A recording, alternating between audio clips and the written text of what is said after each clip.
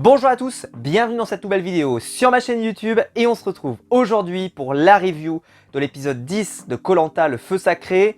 Un épisode que j'ai plutôt apprécié, vous l'avez vu si vous avez regardé ma review express, mais un épisode qui était assez exigeant. Et donc je vais essayer dans cette review de vous faire comprendre pourquoi c'est un épisode intéressant et qui peut-être sortait un peu des codes de ce qu'on regarde habituellement dans Koh Lanta. Je dirais que paradoxalement, c'est peut-être l'épisode le plus Survivor de Koh Lanta qu'on ait pu avoir ces dernières années, c'est dire. Mais bon, si la vidéo vous plaît, en tout cas, et si les reviews vous plaisent, n'hésitez pas à liker cette vidéo, n'hésitez pas à vous abonner. On a franchi les 17 000 abonnés la semaine dernière, et donc la route vers les 20 000 abonnés est toujours en route, donc merci à vous, si jamais vous voulez vous abonner, tout ça. Et ensuite, juste avant de démarrer, j'ai une petite demande à vous faire si jamais vous avez 2 minutes. Je vais vous mettre un lien juste en dessous de la vidéo, c'est un lien pour participer à un vote dans lequel voilà, mes élèves participent, les élèves de ma classe, dont je suis prof principal, ils participent à un concours de mini-entreprise.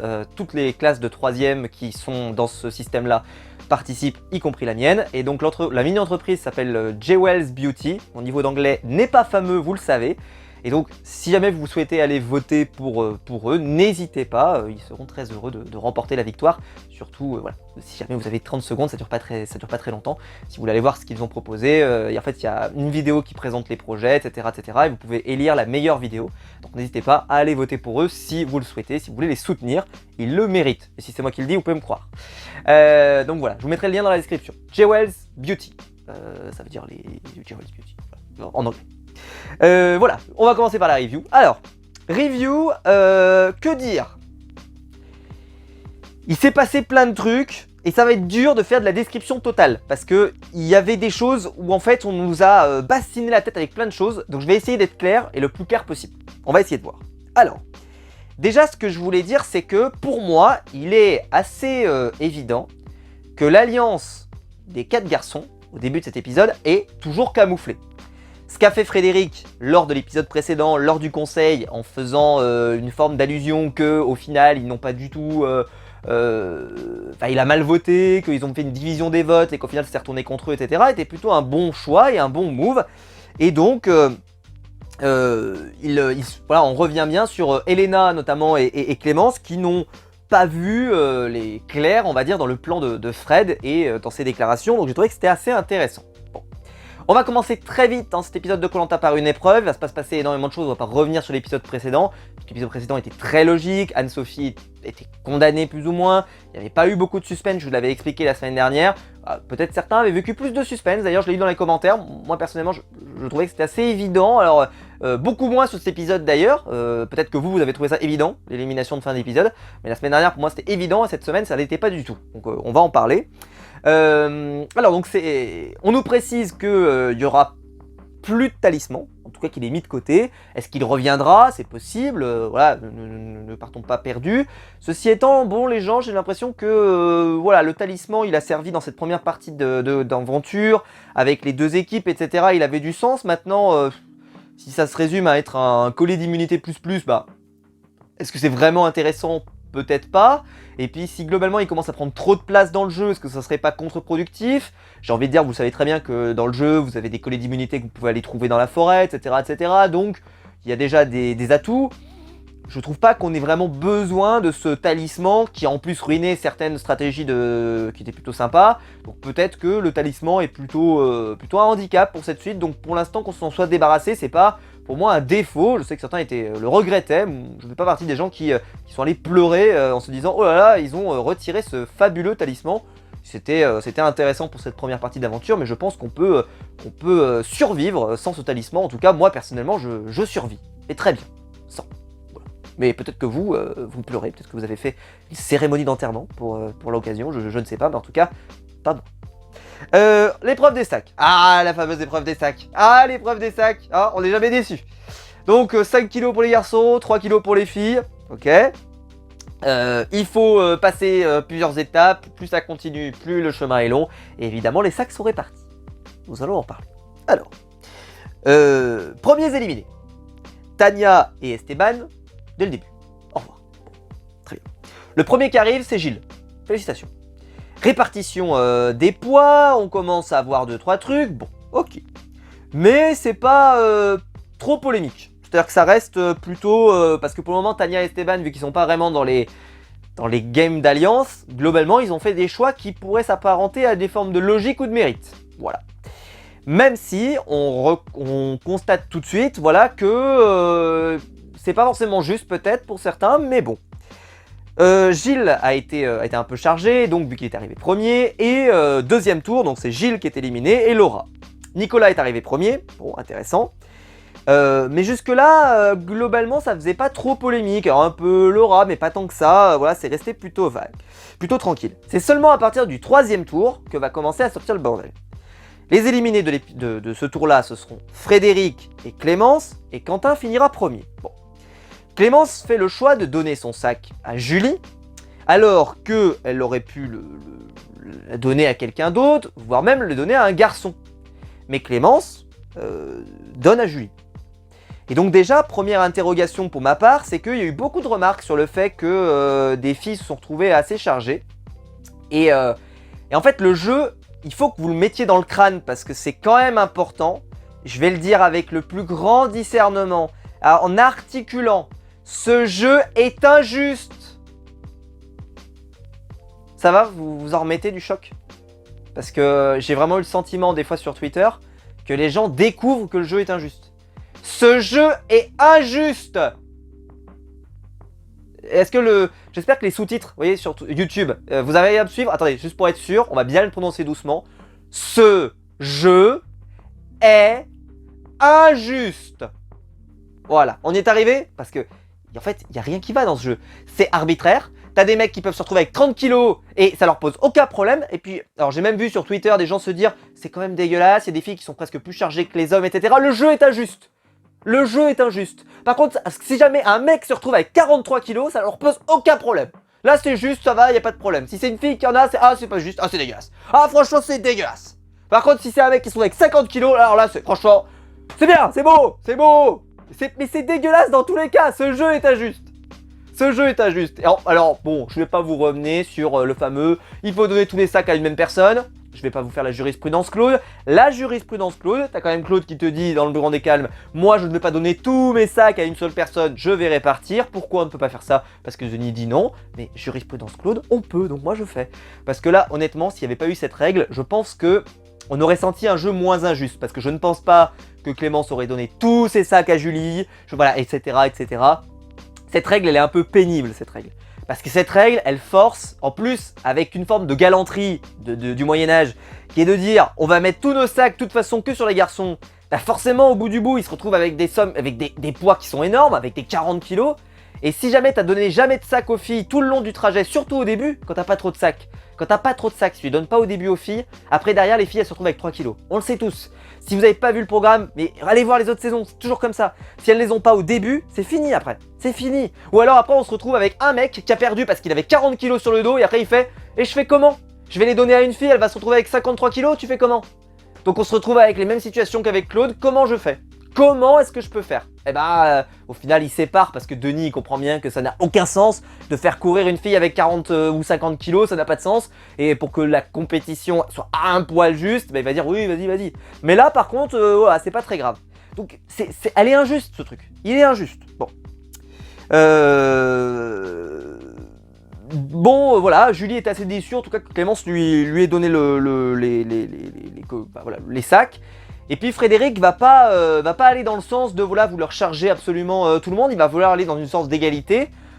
Voilà, moi j'ai trouvé que c'était plutôt pas mal, mais bon après moi c'est mon truc, c'est que Frédéric va le donner par exemple à Elena. Pourquoi? Parce qu'il veut pas donner un fardeau supplémentaire au garçon qui était déjà chargé. Sauf que par contre le fait d'avoir la totalité de ses sacs à donner à Elena, ça donne l'impression que c'est une décision qui est assez injuste. Alors qu'en vrai, je pense que si ça s'était produit avec la séparation de sacs, il aurait pu très bien dire « Attendez, franchement, je vais pas donner tous mes sacs à Elena ». S'il avait fait la jurisprudence Claude, il aurait très bien pu dire écoute, Denis, moi je trouverais ça pas juste que je donne mes 15, je sais pas combien il avait, peut-être 10 kilos, 12 kilos à un garçon, parce que je suis sûr qu'il va perdre. Moi j'aimerais bien que ça soit un peu sport. On connaît que Denis, hein, quand vous commencez à parler de sport, oh là là, qu'est-ce qui se passe? Eh ben, il suffisait de donner les sacs en disant, je vais en donner un à Elena, pour que ce soit un peu juste par rapport à qui était encore là, Julie, pardon, et un pour telle personne, et puis comme ça, et un pour les garçons peut-être, juste pour que ça soit à peu près équilibré. En plus ça aurait encore plus caché le fait qu'ils sont en alliance, etc. Donc ça aurait été très bien. Mais voilà, c'est pas possible, le jeu est malheureusement bête à manger du foin, mais bon, c'est comme ça. Ceci étant, c'est bien parce que ça permet toujours le drama, parce que vu que c'est un jeu injuste, c'est du drama. Parce que le jeu est injuste. Donc c'est-à-dire qu'il est même pas, il y a même pas de raisonnement logique, tu peux même juste donner un truc parce que t'aimes pas la personne. On l'a vu, il y en a certains, leur raisonnement c'est, moi je suis moins proche de Jean-Kevin, donc je vais le donner à Jean-Kevin. Point. C'est un peu comme les flèches, quand tu casses les flèches, il y en a qui le font sportivement. Il y avait la fameuse technique de Sam de je vais aller de gauche à droite, puis au final je change de stratégie, etc. Tout est bon pour critiquer de toute façon, parce que c'est injuste de toute façon. Donc voilà, c'est des jeux injustes, donc c'est des jeux qui sont censés foutre la merde. Et d'ailleurs les gens étaient un peu déçus dans le live avec Anto, David et la fourmi du net sur la chaîne de Space Babies. J'ai vu que par exemple, Anto était un peu déçu, parce qu'il était un peu déçu parce qu'il n'y avait pas de drama. Il n'y avait pas de oh là là, la révolte, qu'est-ce que c'est dégueulasse, machin, etc., etc. Mais en fait, il n'y a pas eu beaucoup de drama, parce qu'en réalité, comment dire, il y aurait pu en avoir. C'est-à-dire qu'il y avait la matière pour en avoir. Mais au final, le drama va être surtout entre les filles et pas trop les garçons. Et pour une raison, c'est parce qu'en fait, ils n'ont pas trouvé que c'était si injuste ce qui se passe.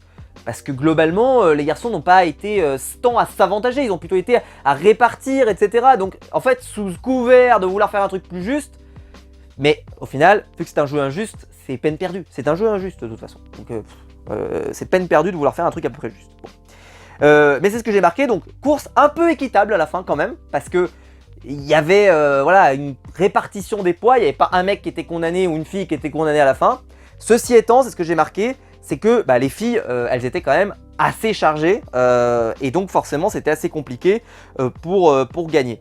Et donc Quentin va remporter la victoire, il va emmener Frédéric, et j'ai noté que c'était un bon choix. Alors vous allez me dire, mais c'est un bon choix parce que ça cache, il y avait les problèmes d'alliance, etc.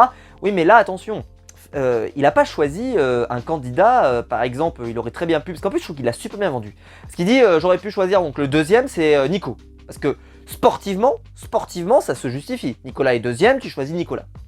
Mais il choisit Frédéric, qui était dans son équipe, dans son ancienne couleur, mais l'ancienne couleur d'origine. On parle pas des nouvelles couleurs, hein, on parle des couleurs, plus de l'équipe blanche, d'accord. On parle des couleurs, pas ex-jaune, mais les couleurs de base, qui étaient au moment de la réunification. Et vu qu'ils étaient ensemble, et que il dit, nous quand on était ensemble sur le camp, voilà, et qu'on a continué, j'avais promis que je l'emmènerais si je remportais quelque chose, etc. Donc il décide de l'emmener. Et j'ai trouvé que c'était bien fait, parce que c'est pas, il y en a qui ont pris ça comme une sorte d'aveu que t'es en alliance. Mais évidemment que Frédéric et Quentin sont en alliance. C'est-à-dire que c'est pas Frédéric et Quentin dont il faut cacher l'alliance, c'est Frédéric, Quentin, Nicolas et Gilles dont il faut cacher l'alliance. Donc en réalité, le choix de prendre Fred est un excellent choix, c'est pas un mauvais choix. C'est-à-dire que si on fait un reproche à Quentin de dire au fait, en faisant ce choix, il révèle qu'il est ami avec Frédéric, mais vous te marchez sur la tête des gens. Et évidemment qu'il est ami avec Frédéric, mais parce qu'ils sont amis depuis longtemps. C'est-à-dire que ce n'est pas quelque chose qui est quelque chose d'apparent, enfin quelque chose qu'ils essaient de cacher. Et là, eux deux, il y a deux binômes en fait quand vous regardez. Il y a Nicolas et Gilles, et de l'autre côté, vous avez Frédéric et Quentin. Alors en fait, ils fonctionnent à 4, mais ça, le fait qu'il y ait deux binômes, c'est pas forcément extrêmement... C'est comme si on disait que Clémence et Elena, c'est un binôme, et que le binôme est dangereux. Si Clémence avait remporté la victoire, elle aurait peut-être choisi Elena. Si elle avait choisi Elena, c'était juste, c'était normal. Et on n'aurait pas dit, oulala, ça révèle que les deux, elles sont en alliance. Elles se sont pas cachées. Globalement, elles en ont parlé en veux-tu, en voilà, depuis déjà quelques semaines. Donc, il n'y a rien à cacher là-dedans. Donc pour moi, c'était un excellent choix. Parce que sous couvert, soit de sportivité, soit parce que voilà, je suis proche de cette personne, je le prends. Je trouve que c'était plutôt bien fait et plutôt malin. Alors après, voilà, j'ai vu des gens qui... Donc c'est pour ça que j'ai mis choisir Nicolas aurait été un mauvais choix parce que ça aurait montré trop qu'ils sont en alliance. Même si ça se justifiait sportivement. Mais ça aurait voulu dire, ah bah je vais choisir Nicolas, machin. Alors que là, je trouve que c'était un excellent choix de choisir Fred. Excellent. De mon point de vue. Hein. Vous avez le droit de pas être d'accord. Hein. Julie revient donc sur le camp et elle va analyser que Clémence lui a mis ses sacs. Bon. Elle va donc se dire que Clémence, peut-être qu'elle est pas dans ses... Enfin, que Clémence n'a pas Julie dans ses petits papiers, et qu'elle peut s'inquiéter peut-être d'être éliminée à la fin de l'épisode. Bon, ça va très très vite aller un peu dans une sorte de paranoïa sur le camp de ce côté-là. Et on va avoir Elena aussi, qui va trouver pas normal, d'accord, d'avoir plus de 3 kilos. Et elles auraient trouvé bien plus normal d'ailleurs que les hommes aient plus de 30 kilos. Bon, on n'a pas le même sentiment de la justice comme ça, mais bon, comme je vous l'ai dit, le jeu est injuste, donc je leur en veux pas, mais juste, le jeu ne peut pas être juste. Donc comme je l'expliquais, le fait que ça soit pas juste, le jeu est injuste, de toute façon, ce truc est injuste. Ce jeu, il est injuste. Voilà.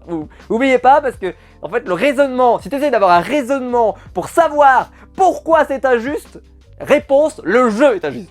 C'est ça la bonne réponse. C'est pas le fait que les candidats sont cons, c'est que le jeu en lui-même, il est stupide, il est injuste de base. C'est-à-dire que dans son énergie, dans sa création, il fait de la merde ce jeu. Donc il n'y a pas moyen de le rendre juste ce truc. Il n'y a pas moyen. Ou alors il faut vraiment avoir une configuration incroyable, c'est-à-dire avec à la fin tu termines qu'avec des garçons par exemple, ou qu'avec des filles, et que tu fais la jurisprudence Claude, et là globalement, t'arrives à avoir un truc à peu près correct pour répartir à peu près. Bon. Parce qu'on a déjà vu des trucs avec des gars qui gagnent avec 3 kilos sur le dos, ou des filles ou gars qui gagnent avec 3 kilos sur le dos, alors que les autres sont chargés comme des ânes, et elle arrive, oula, j'ai gagné l'épreuve d'unité individuelle ou l'épreuve de confort, franchement royal au bar, et tu fais, ouais, enfin t'as gagné, mais...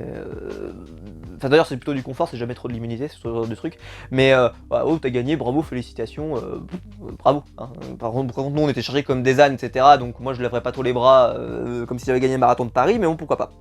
Donc Elena, voyant qu'elle avait donc récupéré pas mal de sacs, elle était un peu inquiète, et elle va aller voir Gilles. Et elle va aller voir Gilles dans une scène lunaire, dans lequel elle va aller voir Gilles en lui disant mais enfin Gilles, tu vas pas voter contre moi, enfin je veux dire, moi voilà, on est amis, on s'entend bien, on se connaît depuis un petit moment maintenant, enfin je veux dire, il y a d'autres personnes à éliminer, il y a du Esteban, il y a du machin, enfin il y a même Tania, tu vas quand même pas me conserver, enfin tu vas quand même pas me virer plutôt que Tania, enfin genre vraiment les arguments par une forme de raisonnement en disant mais tu vas pas le faire ça, machin. Gilles il est un peu... Voilà, il prend les vagues d'Elena comme ça, et il fait oui, écoute, ouais, enfin moi perso, j'en suis pas encore là, je sais même pas où j'en suis, on sait même pas qui aura l'immunité, là tu me parles, je sais même pas, on s'est même pas concerté avec d'autres personnes, enfin tu sens vraiment que là il y a une panique générale qui va s'installer assez vite, mais les gens, je suis pas sûr qu'ils avaient vraiment décidé déjà qu'ils allaient éliminer à ce moment-là. Donc en fait il y a des gens qui vont vraiment se positionner très très tôt, ce qui va amener des gros embouteillages, on va dire, de théorie. Je vous passe le passage du confort qui était tout à fait sympathique, qui avait un gros message écolo sur les coraux, avec un énorme poisson à manger, etc. Mais je trouve qu'il n'y avait pas grand chose à en retirer de cette séquence. Bon, le passage qui m'a le plus intéressé, c'est Clémence. Alors Clémence va voir Laura, elle discute dans la forêt et tout, machin, et elle veut s'assurer qu'elle l'a bien dans ses alliés, tu vois. Bon. Et Nico va arriver avec une canne à sucre. Mais la scène est surréaliste, parce qu'on dirait vraiment du Survivor dans le texte. Le mec il arrive avec une canne à sucre comme ça. Et donc d'habitude quand t'as une canne à sucre, il y a vraiment ce côté de ouais, t'as une canne à sucre, incroyable, machin, etc. Puis tu valorises parce que tu t'es bougé un petit peu pour ramener des trucs. Bon. Mais là, rien à foutre. Clémence elle l'attrape, rien à foutre. Vraiment, je vous dis, logique Survivor, t'as amené de la bouffe, mais on s'en bat les couilles, de toute façon, ça n'est pas intéressant. Moi ce que je veux savoir, c'est qu'est-ce que tu vas voter au prochain conseil. Et ça, c'est vraiment, voilà, il faut rester focus, machin. Bon. Nico arrive, bon, et là, Clémence et voilà, discute, il y a une discussion qui s'installe, et avec Clémence, Laura et Nico, et là, attention, il faut suivre, parce que, attention, il y a eu des choses qui ont été dites, qui ont été mal dites, donc je vais rappeler quand même ce qui s'est dit, parce que moi je note tout, donc vous pouvez pas m'avoir. Alors, Julie, sa proposition, parce qu'il y a des propositions, d'accord? Il y a des propositions sur la table. Julie, sa proposition, c'est de voter contre Elena. D'accord? Problème, Elena est en alliance avec Clémence.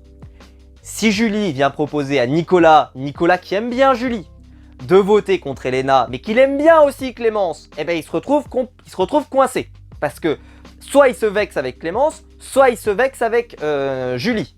Donc dans les deux cas, il est coincé. Bon. On a Julie Laura pardon, qui va proposer le nom de Julie, elle carrément le nom de Julie. Donc là, Nicolas est un peu coincé, il comprend pas trop, il dit bon bah qu'est-ce qu'on... Enfin je veux dire là franchement vous me demandez de me positionner, mais en fait si je me positionne je vais m'embrouiller avec l'une d'entre vous. Donc, contre-proposition de Nicolas, et elle est extrêmement importante, et elle a été complètement oubliée dans le reste des stratégies, etc. C'est que Nicolas va proposer le seul prénom qu'il propose, c'est le seul, allez voir l'image, l'image elle est là, c'est pas moi qui l'invente, c'est moi qui fabule, elle est là. Il dit, et si on votait Esteban? On n'arrive pas à se mettre d'accord pour le moment.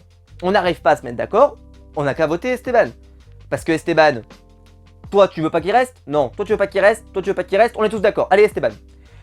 C'est un peu une position... Nico c'était un peu la Suisse dans cet épisode. C'est-à-dire qu'il a une position de neutralité, il a pas vraiment d'enjeu parce que lui tant qu'on touche pas à son quatuor chéri, globalement, il s'en fout quoi. C'est-à-dire que n'importe qui, tu mets le nom de n'importe qui, mais là il voit qu'il est coincé. Et puis il se dit aussi, ils sont 5 à la fin, ils sont pas 4. Donc le quatuor c'est très bien, mais il faudra une personne en plus.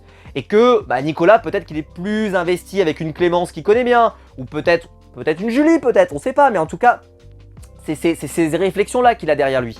Et que tout le monde n'est pas sur la même position. Quentin il a une autre position, on le verra après, etc. etc. Donc chacun a un peu sa position, c'est-à-dire que le quatuor est certes soudé, mais par contre ils n'ont pas tous la même logique. Et c'est normal, parce que je rappelle qu'à la fin, il n'y en aura qu'un seul des 4 qui va gagner. Les 4 vont pas gagner. Donc il faudra bien que tu te fasses des alliés pour qu'ils puissent voter pour toi. Si t'es malin, tu te dis quand même que il faut pas se froisser avec tout le monde. C'est pas le but.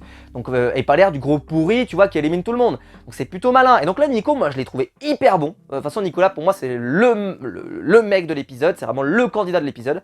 Alors que pourtant, tu vois, il y a eu des moments des épisodes où il était complètement absent, d'autres où il était meilleur. Là, il a été partout, en fait, parce que c'est vraiment la Suisse dans cet épisode. Il est là. Il sait pas trop où se positionner, il sait pas trop quoi faire et il écoute tout le monde. Et la proposition qu'il fait d'Esteban, elle est extrêmement juste. Pourquoi? Parce qu'on m'a beaucoup parlé qu'il y avait une alliance de garçons. C'est pas une alliance de garçons, c'est une alliance d'affinité.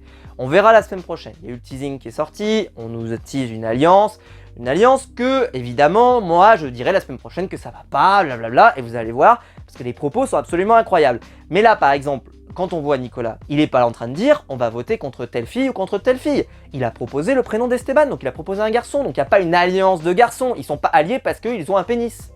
D'accord? Ils sont alliés parce qu'ils sont amis.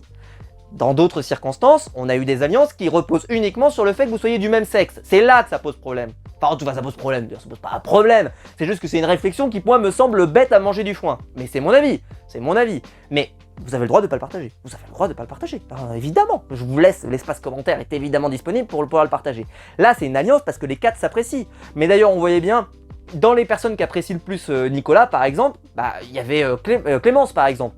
Il échangeait énormément avec Clémence et bien plus peut-être même qu'avec un Gilles ou un Quentin, parce que ils n'étaient pas forcément ensemble sur les îles ou autre, machin, etc. Peu importe, mais en tout cas on l'a vu énormément échanger quoi. Donc bon, j'étais assez surpris de mon côté, mais bon, pourquoi pas. Donc, ce que j'ai relevé vraiment de ces discussions qui sont hyper intéressantes, c'est que là, si vous constatez ce que je vous ai dit, c'est qu'il y a énormément de prénoms qui sont prononcés. Et j'ai même, il va même sortir le prénom, pourquoi pas, après dans d'autres discussions, le prénom de Clémence qui va sortir, en se disant bah ouais mais avec les affinités, les liens des ex jaunes, etc. Au final ça serait peut-être Clémence. Et puis Quentin, alors qu'on se dit bon Quentin lui il a pas l'air d'être engagé sur un de ses prénoms, lui il va arriver avec un autre prénom encore, c'est Tania. Donc vous faites le calcul, en un épisode, ce qui est très rare dans Koh-Lanta, ça n'arrive jamais.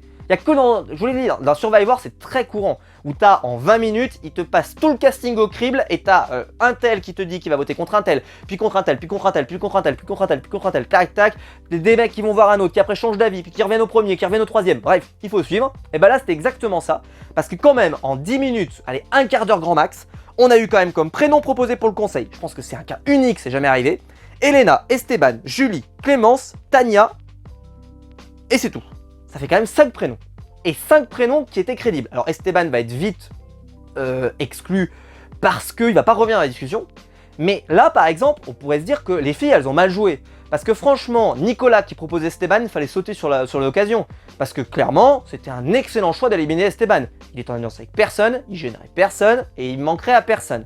Donc très clairement, il fallait sauter sur la balle au bon. Mais là, les filles continuent de se monter le bourrichon, surtout qu'en plus Esteban ne gagne pas l'épreuve d'après. Il gagne pas l'épreuve. Et il est pas bon. C'est-à-dire que tu peux même le cacher sous une sorte de mérite un peu machin. Ok Esteban, t'es pas à la hauteur, dehors.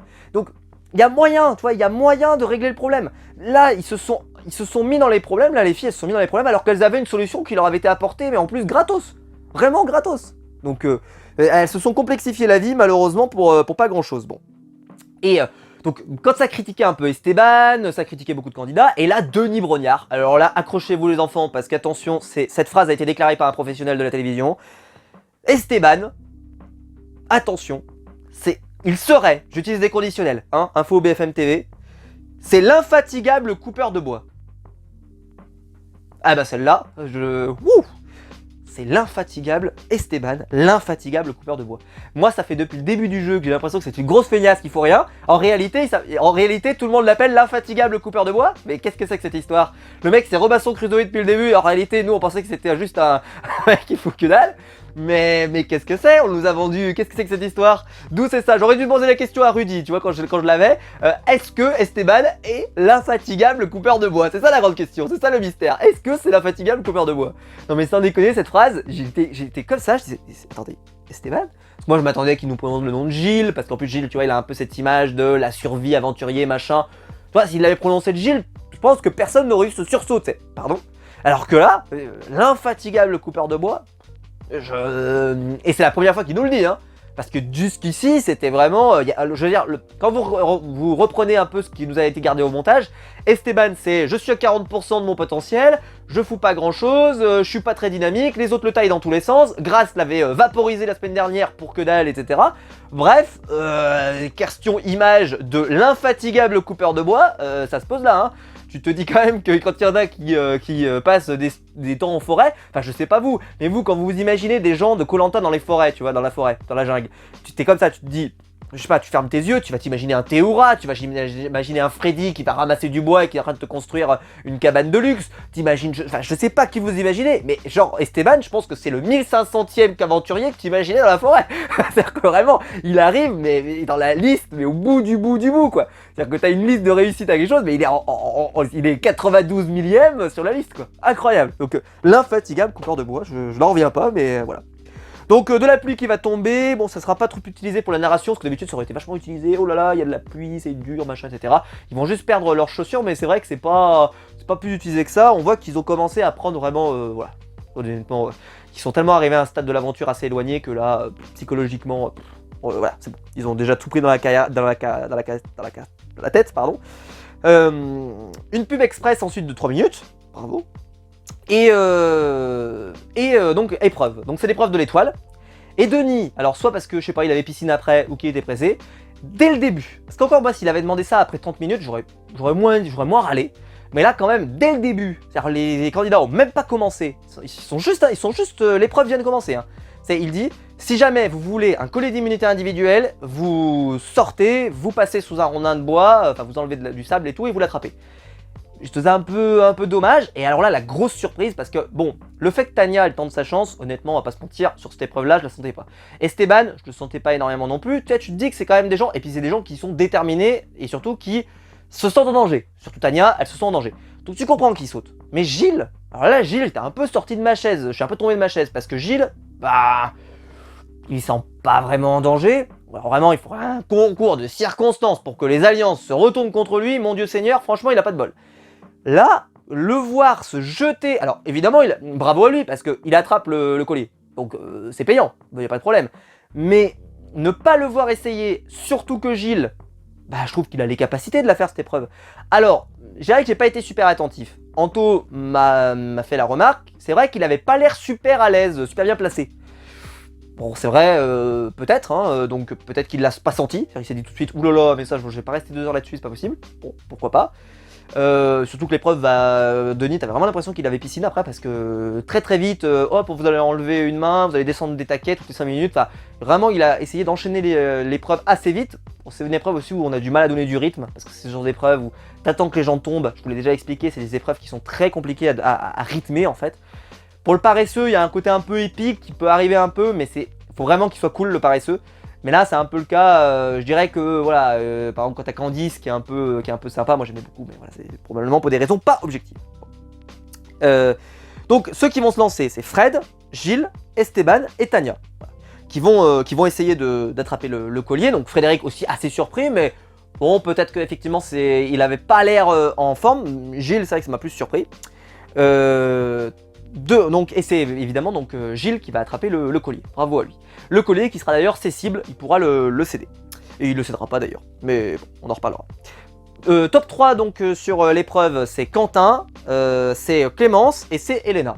Et en fait, ce que j'ai retenu de ça, c'est que Quentin va tomber, et ensuite il reste Elena et Clémence. Donc les deux meilleurs de l'épreuve, c'est Elena et Clémence. Il y a quand même un pattern qui commence à s'installer, c'est que Elena, c'est une des meilleures sur les épreuves, et que Clémence, c'est une des meilleures sur les épreuves. Moi, je vous ai dit que j'aimais beaucoup Clémence. Et en fait, je vais vous dire un truc, c'est pas que je l'aime beaucoup, c'est que je pense que ça va devenir ma favorite. Je vous parle en termes de qui m'intéresse le plus.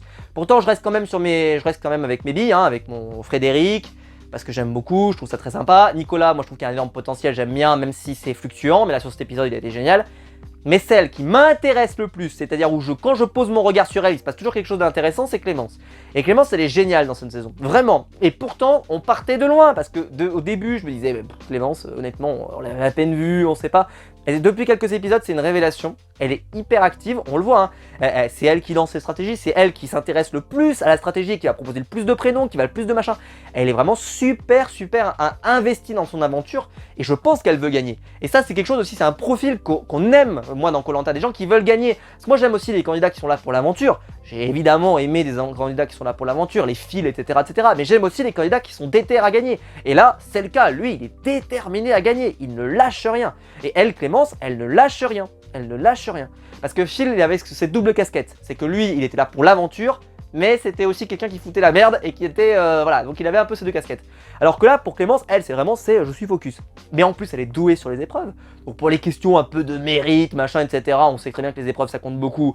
Bah, globalement, Clémence, ça s'y prête. Donc franchement, elle a un super profil et elle semble plutôt appréciée. Donc à voir ce que ça va donner sur la durée. Donc c'est Clémence qui va remporter la victoire. Et voilà. Donc, vu que Clémence est immunisée, son prénom ne reviendra pas pour les éliminer. Julie, bon. Julie on revient sur le camp et chacun va se donner ses positions. Donc là, on revient et c'est vrai que ça faisait un peu redite. Parce que vu qu'ils avaient beaucoup parlé en amont, bah là, ils ont dû redire un peu les mêmes choses qui s'étaient dit avant l'immunité. Bon. Julie, elle veut voter contre Elena. Ok. Même si y a un mérite sportif qui est évident pour moi. Mais le problème de Julie, c'est que elle a comme allié Esteban et Tania, en tout cas c'est ce qu'elle nous dit, et que ça serait compliqué peut-être de pouvoir faire voter comme ça. Bon, on remarquera que Esteban, on ne lui demande jamais son avis. Vous remarquez, il est dans aucune alliance, nulle part, mais nulle part. Hein. Personne n'a jamais lui demandé ce qu'il vote. T'as vraiment l'impression que c'est un électron libre dans ce truc, et l'impression qu'il n'est pas là en fait. Il est là. Il vient voter, les mecs se disent, t'es quoi en fait? Parce que nous, on sait pas, tu fais quoi? Vu que t'es l'infatigable coupeur de bois, qu'est-ce que tu fais? Quel est le sens de ta vie, notre ami Esteban? Est-ce que tu fais quelque chose? Est-ce que tu sais au fait qu'on vote? Est-ce que tu votes blanc, Esteban? Et c'est vraiment parce que t'as l'impression qu'Esteban, il est pas du tout dans le jeu. T'as l'impression qu'il est à part, dans son truc, tu sais, genre il fait une aventure à parallèle, genre peut-être qu'il a inventé un nouveau concept, tu sais, un peu comme Hugo qui était sur son île déserte, un peu l'idée, parce que, sauf qu'il est sur la île, en fait il est sur la île avec les autres, t'as l'impression qu'il est un peu à part, c'est un peu étonnant, bon. Donc voilà, et Clémence et Elena, qui sont en alliance, voilà, Elena commence à s'inquiéter parce que son nom sort pas mal, puisque Julie l'a ciblé. Assez étonnant parce que, comme je vous l'ai dit, hein, on aurait très bien pu cibler Esteban, on aurait très bien pu cibler d'autres personnes, mais ce sera pas lui qui sera ciblé. Et Clémence et Elena vont aller voir Gilles, et là c'est l'interrogatoire. Parce que là tout à l'heure c'était déjà la folie, mais alors là c'est l'interrogatoire. C'est vraiment, cette réplique est folle, tu ne peux pas voter contre moi plutôt que Tania ou Esteban. Franchement, c'est vraiment là, c'est les a dévalorisés, c'est genre Tania et Esteban, franchement quand même, hein, je mérite, c'est une évidence, donc tu peux pas quand même me faire partir avant Tania et Esteban. Limite que tu veuilles voter contre moi, je comprends, mais pas maintenant, pas tout de suite, pas après tout ce qu'on a fait, pas après tout ce qu'on a vécu, etc. etc. Donc là, Gilles, mais alors là, il était cerné, en plus c'était énorme parce que le plan, je sais pas si vous voyez comment ils l'ont coupé, mais en gros t'avais vraiment Gilles qui était au bord du cadre, tu sais, au bord du cadrage, et les deux filles qui étaient juste là, et qui vraiment, mais t'avais l'impression qu'il était contre un mur, alors qu'il était contre rien, parce qu'il y avait la caméra derrière, mais t'avais vraiment l'impression qu'il était oppressé, et en plus avec ce regard d'une intensité de Elena qui était, mais là, franchement, tu vas quand même pas oser voter voté contre moi. Je vous fais peur, je crois. Pardon. Mais vraiment, c'était ça, quoi. Tu dis, pardon, qu'est-ce que... Très bien.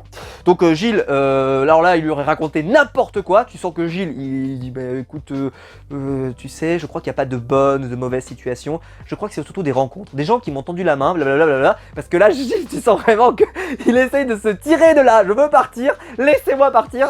Je veux partir, je veux fuir. Laissez-moi tranquille. Bon. Mais voilà, et donc bon, il y a un peu une réponse, la réponse lui satisfait à peu près, bon ok. Et donc là, Elena nous annonce qu'elle elle va voter au mérite. Elle va voter au mérite. Et Frédéric et Quentin nous annoncent aussi qu'ils vont voter au mérite. Voilà, tout le monde vote au mérite, tout ça, tout ce petit monde, etc. etc. Bon, la définition du mérite, toujours un peu floue, hein, on connaît hein, la fameuse définition du mérite, comment on la calcule. Il y a une partie épreuve, une partie camp, une partie machin, bref, c'est un peu le bordel. Mais voilà, en tout cas, bon. Parti lors du conseil, et lors du conseil, bah, globalement, on va pas parler vraiment des relations entre les 4 garçons, on n'en parlera pas. On parlera surtout bah, des prénoms qui ont été proposés, mais les discussions seront pas hyper intéressantes, je trouve que le conseil était assez faible, mais bon. Gilles va jouer son collier, il va le jouer pour lui. Bon. Je trouve que ça aurait plutôt été malin peut-être pour... s'il voulait valider par exemple une alliance peut-être plus forte, avec une Clémence par exemple, parce que il se dit tiens c'est elle que je veux emmener plus loin, etc. etc. et vraiment la rassurer, ça aurait pu être malin. Je dis ça, il n'y a pas eu de vote contre Clémence. Donc voilà, mais ça aurait pu être malin. Ou alors peut-être récupérer une Tania, si vraiment il veut s'en faire une alliée, vraiment garder Tania, peut-être pourquoi pas. Bon, ce sera pas le cas, mais bon. Et en tout cas, c'est une évidence qu'il n'allait pas le donner à Elena, puisque Elena va partir. Et qu'en plus il va voter contre Elena. Bon. Le résultat final, ça sera 4 votes contre Tania et 7 votes contre Elena, donc quand même gros vote pour Elena. Bon, il y a toujours ce truc là que j'aime pas dans Koh-Lanta, ça c'est à la mode depuis des années maintenant, mais j'aime pas. C'est quand les mecs sont éliminés, ils te disent alors qui a voté contre moi? C'est qui les connards? Et là t'as les mecs connards qui se lèvent la main avec les filles connasses qui disent moi Jean-Kévin. Et puis après ils essaient de s'expliquer pourquoi, machin et tout. Ça se faisait pas trop avant, ça se faisait parfois de temps en temps, mais vraiment quand il y avait des conseils houleux, c'est-à-dire des conseils où c'est un peu... mais là maintenant c'est tout le temps, voilà, même si ton conseil il est pas vraiment houleux et que c'est logique, globalement tu veux quand même savoir qui sont les mecs qui t'ont viré quoi. Bon, c'est un peu terrible. Et donc on apprend que Gilles a voté Elena, et lui il dit j'ai voté contre toi parce que voilà c'est pour les questions d'alliance de couleur, nanana. Mais voilà, il parle pas vraiment de son alliance de garçons pour son choix de vote. Même si en réalité, on sait très bien qu'il y a l'alliance des 4 hein, qui compte dedans. Mais c'est pas une alliance de garçons, c'est une alliance parce qu'il y a toujours ces problématiques d'anciennes couleurs, les ex-jaunes, etc., etc. Ça, on en a suffisamment parlé. Bon, qu'est-ce que vous voulez que je vous dise? Cet épisode, il a été compliqué à suivre. Parce qu'il y a eu 153 prénoms qui a été prononcé. Et en plus, Elena, c'est une surprise qu'elle s'en aille. Parce que, vu que, si vous avez suivi ce que je vous ai dit tout à l'heure, il y a tout un propos de mérite qui va s'installer dans l'épisode. Elena, elle vote au mérite. Quentin, il vote au mérite. C'est pour ça qu'il veut éliminer Tania, d'ailleurs. Et Frédéric, il veut voter au mérite, etc. T'as vraiment une vague de mérite. Il y a même un moment, je l'ai partagé sur mon Twitter, j'ai dit, si vous voulez jouer à un jeu d'alcool et finir à 4 grammes, à chaque fois que le mot mérite est prononcé, vous buvez un verre. Ah bah là, sur cet épisode, vous finissiez à l'hôpital, coma éthylique et tout, mais alors incroyable. Parce qu'en fait, il a été prononcé tellement souvent, des fois à tort et à travers, évidemment, mais... Voilà, prononcé avec des sens qui sont parfois un peu étranges, hein, on connaît, hein, le fameux mérite qui veut rien dire. Mais allez hop, on balance le mot mérite entre la poire et le fromage. Très bien, mais Elena, c'est vrai que c'était une surprise. Parce que si on prend les définitions du mérite, on va dire au sens large, bah, sur les épreuves elle est plutôt douée. Elle semble quand même s'investir. Sur le camp, elle semble pas une feignasse. C'est peut-être pas l'infatigable coupeuse de bois, mais tout de même. Elle n'est pas... voilà, je sais pas, enfin en tout cas elle n'avait pas l'air d'être une catastrophe absolue. J'ai envie de dire, si ça vote un peu trop au mérite, certainement que des Tania auraient dû sortir peut-être plus tôt, un Esteban qui n'a pas été performant en plus sur cet épisode, les deux n'ont pas été performants sur l'épisode. Donc c'est vrai que le fait qu'Elena sorte, alors que sur l'épreuve des sacs elle n'a pas été mal, sur l'épreuve de l'étoile elle a été bonne, avec Clémence, tu te dis quand même que c'est assez surprenant. Donc c'est un peu, c'est bien parce que c'est une grosse surprise pour ma part, donc je suis très content.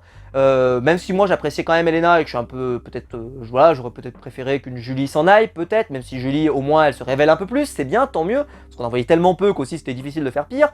Mais voilà, en tout cas j'ai hâte de voir ce que ça va donner la semaine prochaine.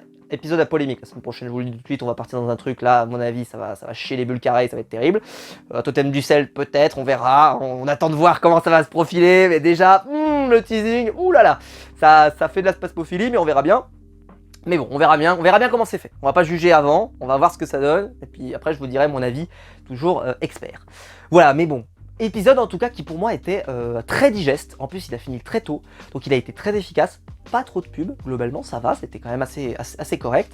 Et en plus, bah, le fait qu'il y ait plein de prénoms qui soient proposés, les épreuves qui s'enchaînent assez vite, etc., ça a donné du rythme à l'épisode. Et donc moi j'ai passé plutôt une excellente soirée, bon j'étais dans un excellent mood aussi ce soir-là, donc je pense que j'aurais apprécié peut-être même l'épisode de la réunif, bon je déconne, non c'était vraiment trop une daube, mais voilà, j'étais dans une excellente soirée, donc forcément j'ai tout apprécié, mais même au-delà de ça, j'ai trouvé que c'était un bon épisode, que c'était cool, que c'était malin, un épisode plutôt bien fait en fait, plutôt bien fait. Et surtout ce que j'aime dans cette saison, alors parce que j'ai vu qu'il y a beaucoup de gens qui sont hyper déçus, je l'ai vu dans mes réponses à mon short et tout, c'est que il y en a beaucoup qui disent en gros que la saison c'est vrai qu'elle est un peu fade ou je sais pas quoi machin etc. Moi je trouve que globalement ce qu'on peut pas leur reprocher c'est qu'en tout cas je trouve qu'il y a beaucoup de joueurs qui sont là et qui se préoccupent vachement de leur destin. Dans Koh-Lanta, je trouve que cette habitude, c'est un peu, on vit sa vie, puis après, globalement, on cherche un collier, et c'est ça qui nous sauve. Là, les candidats, je trouve qu'ils sont vachement prophylactiques, c'est ça qu'on dit, je crois. C'est quand, en gros, tu essayes de régler les problèmes avant qu'ils arrivent. Et là, on est un peu là-dedans, c'est-à-dire que les candidats, ils s'inquiètent vachement de leur destin, mais presque parfois même trop tôt par rapport à nos habitudes, par rapport à nos réflexes de Koh-Lanta.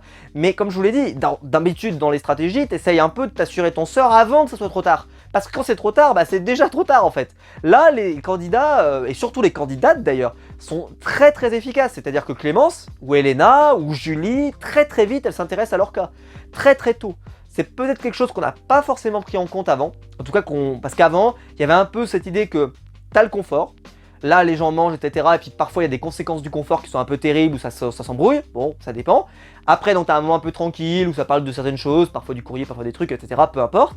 Après, l'immunité. Et après l'immunité, ça parle de stratégie. Et si jamais le conseil est juste après l'immunité, eh ben la stratégie, ils en auront parlé un petit peu avant et ils nous l'auront montré au montage. Là, c'était dispersé partout. Donc c'est vrai que ça faisait, et puis trop de prénoms, peut-être que pour certains ça rend le truc un peu lourdingue, mais moi personnellement j'ai adoré suivre les raisonnements de chacun. Pourquoi un tel, pourquoi un tel, pourquoi un tel. Là je vous ai pas fait tout l'arbre, mais franchement l'arbre il était incroyable. Entre ceux qui votent par affinité, ceux qui votent au mérite, ceux qui votent parce que Tania il peut plus la blairer, etc. Il y avait vraiment des propositions qui sont toutes injustes autant que les autres, tu vois. Il y en a même qui te disent de mérite, mais tu te dis bon qu'est-ce que c'est que cette histoire. Mais du Esteban qui est sorti, du machin, et c'était passionnant parce que tu vois qu'il s'est fourmillé d'idées cette saison, donc moi personnellement j'aime bien les voir autant investis. Donc on voit que la semaine prochaine pareil, je sens que je vais pas aimer ce que je vais voir, mais en tout cas ils ont l'air d'être investis dans leur aventure, et on verra bien ce que ça donne, voilà. En tout cas on verra, je vais pas parler de l'épisode prochain, on parlera la semaine prochaine. J'espère que la vidéo vous aura plu, si c'est le cas en tout cas vous pouvez liker, vous abonner, vous la partager. N'hésitez pas à t'appuyer sur le lien qui est en dessous dans le premier commentaire ou en description, je le mettrai dans les deux probablement, pour aller voter pour la vidéo pour mes élèves, si jamais vous avez 2 minutes, je vous en remercie. Et voilà, et je vous attends bien sûr en commentaire pour donner votre avis sur cet épisode. Et si la vidéo vous a plu, vous pouvez la liker, pour vous abonner, pour la partager sur les réseaux sociaux. Il y a le bouton rejoindre ici juste en dessous pour devenir un membre soutien et je vous en remercie. Et quant à nous, on se retrouve très vite pour une nouvelle vidéo sur ma chaîne YouTube. Ciao!